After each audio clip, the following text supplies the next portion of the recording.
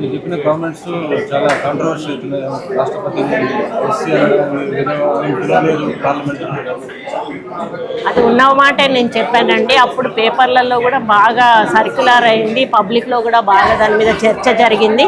నిన్న ఆ విషయం కూడా ఎందుకు చెప్పాల్సి వచ్చిందంటే ఈ మన ప్రభుత్వానికి కానీ మన పిఎం గారికి కానీ బీసీలు అన్నా ఎస్సీలు ఎస్టీలు అన్నా చులకన అని చెప్పే ఆలోచనతోటి ఈరోజు మేము హిందువులను గౌరవిస్తాము, హిందుత్వాన్ని నమ్ముతాము అని చెప్పేసి ఒక పక్క ముస్లింలను ఒక పక్క ఎస్సీలను ఎస్టీలను ఏ విధంగా అవమానపరుస్తున్నారు, అదేవిధంగా మహిళలను కూడా ఏ విధంగా అవమానపరుస్తున్నారు, అదేవిధంగా సంస్కృతి సాంప్రదాయాలు అనే పద్ధతిలో ఏ విధంగా ఒక భర్త లేని ఆడది మరి ఇది ఇక్కడికి రాకూడదు అని చెప్పి ఒక ఎస్సీ గుడిలోకి రాకూడదు అని చెప్పి ఎస్టీ ఆ విధంగా మాట్లాడడము ఆ రోజు బాగా చర్చనీయాంశమైంది.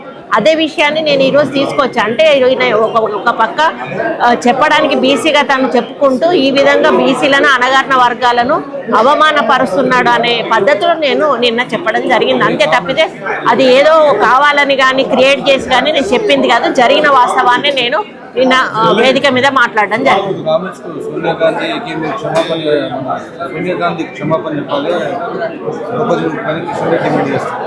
సోనియా గాంధీకి నేను సోనియా గాంధీ